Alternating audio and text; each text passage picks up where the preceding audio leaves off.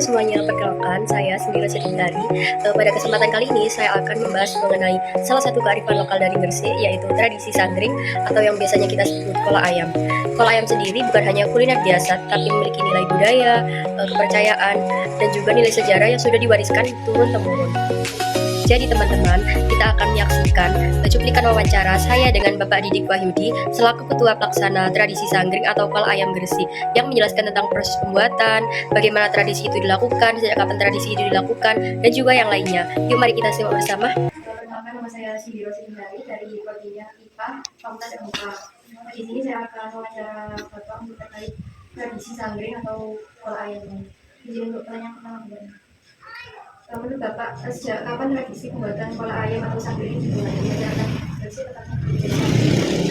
Tradisinya karena awalnya itu ya karena Sunan Lembak itu di Raja Tirta buat ada di Gunung jadi sakit belum mencari obat tidak ada sembuhan tapi pun tidak ada kesembuhan akhirnya beliau memimpin untuk ayah beliau mungkin sudah wafat untuk membuat masyarakat yang mencari ayam jinten, gula merah, tahun-tahun dan kelapa sari kelapa.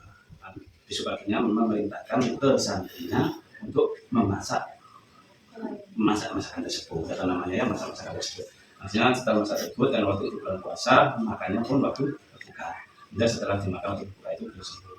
Artinya ya waktu kejadian itu pertama itu bertepatan dengan 22 Ramadan dan malam bertiga 26 Ramadan tahun 1936 Hijriah. Kalau biasanya 15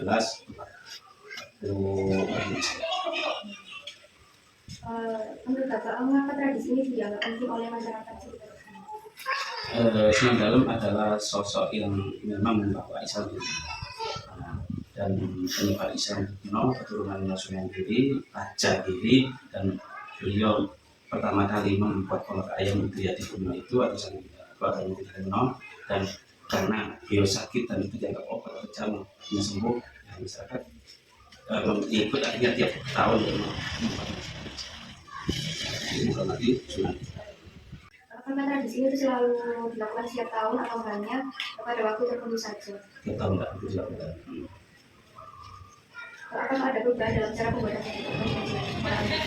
mungkin kalau hanya cuma porsinya yang banyak dulu waktu pertama yang kita dari satu ya tahun ini kita sampai 240 ayam dan tempat mungkin cara pembuatannya dengan ayam satu dengan tempat dulu mungkin ya beda kita sekarang dengan zaman modern artinya untuk persiapan bubut ayam rasan dan itu sudah pakai alat-alat modern nah, untuk bubut ayam santan dan apa juga untuk alat modern cuma masaknya tetap nanti jadi satu di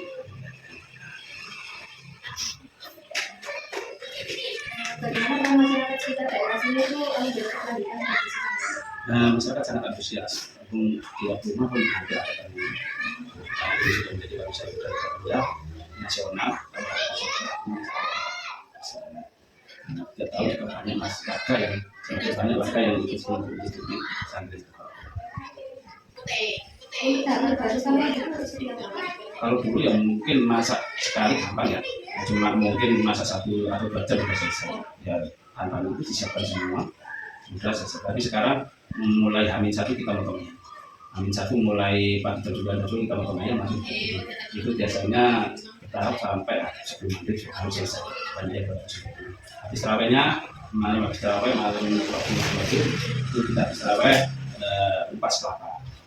Cuma kupas nanti terus bersih daun dan motong tahun masak gula merah tadi menjadi adonan dan memasak ayam tadi supaya matang. Besok paginya kita membuat santan kelapa diperasan tadi yang sudah dikupas tadi terus ayamnya disusui setelah itu baru semua makanan sudah siap dimasak dengan beberapa itu prosesnya sampai sekitar jam 11 siang sampai 12 siang baru kita produksi. Apakah masyarakat daerah sini itu pernah mencoba membuat kolak ayam tetapi dengan cara berbeda?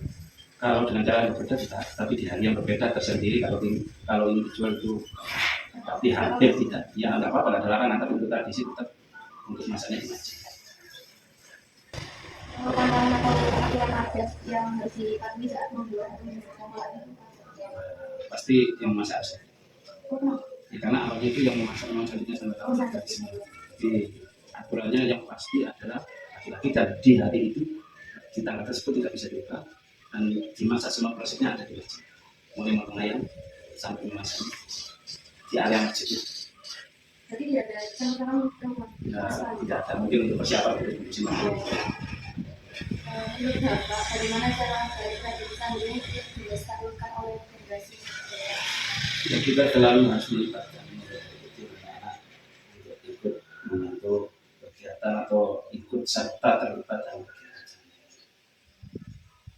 Baik Bapak, terima kasih.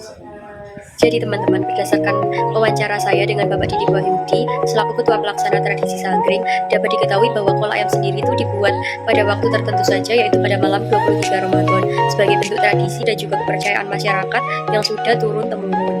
Untuk pengolahnya sendiri itu sekarang sudah jauh lebih modern, yang dulunya memeras kelapa itu secara manual, sekarang sudah menggunakan alat. Dikarenakan porsi yang sekarang itu sudah bertambah, jadi untuk mempersingkat waktunya.